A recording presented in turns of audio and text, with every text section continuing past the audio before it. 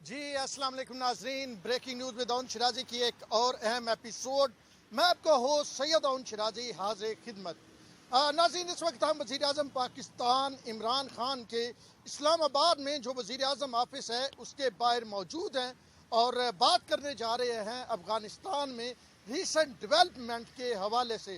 काबल का फाल और तालिबान का जो राइज हुआ है उस पर बात करेंगे, लेकिन ये मैं आपको बताता चलूँ कि गुज़िश्ता 24 घंटों से जो है ख़ास करके जो रात गुजरी है 5 दारुल हुकूमत ऐसे थे जहाँ पे बड़ी अहम मीटिंग्स हुई हैं, जहाँ पे जो फैसला साज है वो सोए नहीं हैं, वो जागते रहे हैं, लम्हा लम्हा की रिपोर्ट लेते रहे हैं।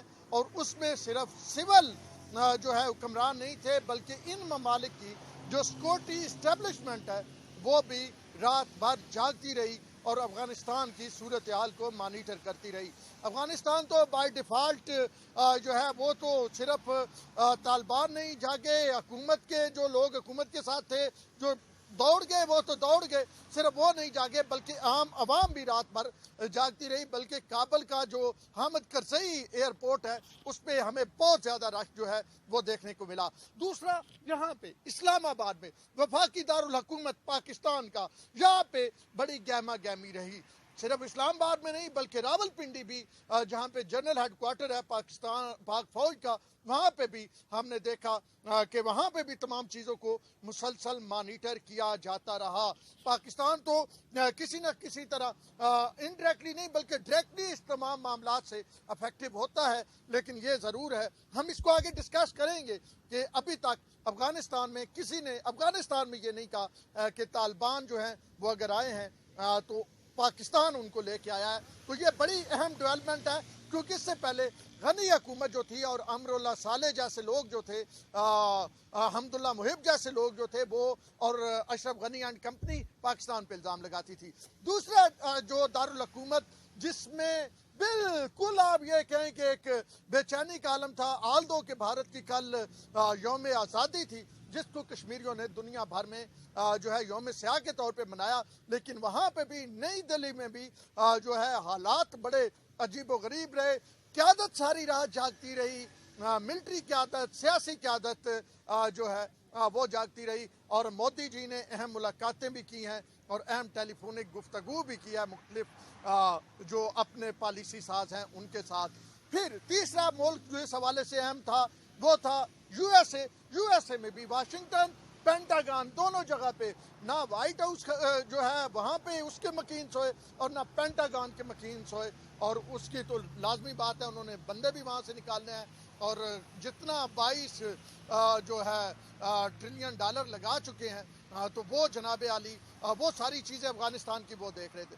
चौथा मुल्क जिसकी मैं बात करूँ वो है बीजिंग, वो है जनाब आली चाइना का दारुल हुकूमत बीजिंग, जहाँ पे रात भर जनाब वो जिसे हम कहते हैं ना जगराता रहा पंजाबी में, और जिसे कहते हैं शब्बेदारी रही, जागते रहे और फैसला करते रहे। फिर आया मॉस्को, रूस का दारुल हुकूमत मॉस्को में भी ये रात जो है ये सोने वाली नहीं थी, जागने वाली थी। 4 ममालिक मैंने आपको बताया, अफगानिस्तान तो वहाँ तो हैपनिंग हुई वो तो होनी थी, पाकिस्तान, इंडिया, अमेरिका, जो रूस और चाइना, 5 ममालिक। और एक अहम और मुल्क है जिसका नाम है ईरान। ईरान में भी इन तमाम चीज़ों को बड़ा क्लोजली मॉनिटर किया गया, क्योंकि वहाँ पे नई रजीम आई है, नई हुकूमत आई है। तो अब ये सूरत हाल जो है, ये ममालिक जो हैं ये एक दूसरे के करीब वाक़या हैं। यानी चीन डायरेक्टली अफेक्टेड, ईरान, पाकिस्तान और भारत का मामला यह है कि भारत ने इन्वेस्टमेंट बहुत की हुई, अमेरिका ने उसे शह दी थी, अमेरिका तो खुद जहाँ से अभी उसके फौजी फंसे हुए हैं। लेकिन अगर आप रूस की बात करें, रूस बड़ा इंपॉर्टेंट है। रूस ने अपना सफारत खाना बंद नहीं किया। रूस क्योंकि यहाँ से एक बार जो है वो नाकाम हो के जा चुका है, तो इसलिए रूस जो है वो अमेरिका से, यानी वो बदला वाली बात है ना कि जी रेवेंज लेना है। तालिबान ने तो ऐलान किया किसी से रेवेंज नहीं लेना, उसको भी हम थोड़ा सा डिस्कस करते हैं। लेकिन रूस जो है वो बड़ा मतलब इंटरेस्ट इन तमाम मामलात में ले रहा है। तो अब ये हो गया कि काबल फाल हो गया। सबसे पहले तो हमें 2-3 दिन पहले तक ये जनाब अफगान सरकार ये कहती रही कि हम लड़ेंगे, खून के आखिरी कतरे तक लड़ेंगे। और वो एक साहब हैं وہ لکھتے ہیں امراللہ صالح، ان کی ٹویٹر کی اگر آپ وہ دیکھیں نا جو جس میں اپنا تھوڑا سا بندہ جو ہے وہ جو اپنا ابتدائیہ دیتا ہے، میں کون ہوں یا کیا میری سوچ ہے یا کس سے میرا تعلق ہے، یہ تھوڑا بہت وہ دیتا ہے. تو جناب علی وہاں پہ امراللہ صالح نے دیا ہوا تھا سپائز نیور کوئٹ، لیکن یہاں پہ سپاہی کوئٹ کر گئے، دوڑ گئے، دوڑیں ایسی لگی. لیکن کیا، اور یہی امراللہ صالح ہیں جو کچھ دن پہلے جو ہیں وہ 1971 میں جو پاکستان اور بھارت کے مابین جو مطلب ایک پاکستان کا ایسٹ پاکستان علیحدہ ہوا، ایک بڑا سیاہ باب ہے، ایک بڑا تکلیف دہ ٹاپک ہے. وہ پاکستانیوں کو پنچ کرنے کے لیے، پاکستانی عوام اور پاکستانی فوج کو پنچ کرنے کے لیے انہوں نے وہ تصویر لگائی جس میں جنرل نیازی اور اروڑا بیٹھ کے سگنیچر کر رہے تھے. تو انہوں نے کہا کہ ہم وہ فوج ہیں جو اس طرح نہیں کرتے. تو پھر یہ فوج ہم نے دیکھی کہ طالبان کی کل تعداد اگر آپ کو بتاؤں تو وہ 75,000 یعنی 75,000 ہے، اور دوسری جانب جو ٹرینڈ افغان آرمی ہے اس کی تعداد 3 لاکھ ہے. یعنی آپ یہ سمجھیں کہ ہر ایک افغان فوجی سولجر کہیں، مجاہد کہیں، ویسٹرن دنیا نے دہشت گرد کہتی رہی، طالبان کی بات کروں، ہر طالبان ایک معذرت ہر ایک طالبان کے لیے 3 جو ہیں وہ 3.5 افغان فوجی ہیں. لیکن اس کے باوجود ہم نے دیکھا ریت کی دیوار ثابت ہوئے، کوئی کسی قسم کا جو ہے ہمیں ریزسٹنس نظر نہیں آئی. اب کہانی آگے کیا جا رہی ہے؟ انسانی کرائسس کہاں سے ڈیولپ ہو رہا ہے؟ انسانی کرائسس یوں ہو رہا ہے کہ طالبان نے اعلان کیا ہم سب کو معاف کرتے ہیں، کوئی بدلہ نہیں لیا جائے گا، ملک میں رہیں، کاروبار کریں، عورتیں اسکول جا سکیں گی. جو سہیل شاہین ہیں ان کے مطلب اسپوکس پرسن، انہوں نے مختلف میڈیا سے BBC تک جا کے انہوں نے یہ بات کی اور انہوں نے کہا یہ ہماری پالیسی، اگر میں یہ بات کر رہا ہوں تو اس کا کچھ مطلب ہے. تو طالبان ایک طرف یہ کہہ رہے ہیں، دوسری جانب لوگ جو ہیں وہ اس پہ اعتماد کرنے کو تیار نظر نہیں آ رہے. بڑی تعداد میں ہم نے دیکھا کہ کابل ایئرپورٹ پہ لوگوں کی ایک بڑی تعداد موجود تھی اور وہ وہاں پہ کابل ایئرپورٹ پہ جانے کے لیے کوشش کر رہے ہیں. وہاں پہ مطلب صورتحال یہ ہے کہ فوٹیجز آپ کے سامنے بھی آئی ہوں گی. میں نے اپنے ٹویٹر ہینڈل @اون سید اور جو میرا فیس بک کا ID ہے سید اون شرازی، اس پہ وہ ساری ویڈیوز جو ہیں وہ لگائی ہیں.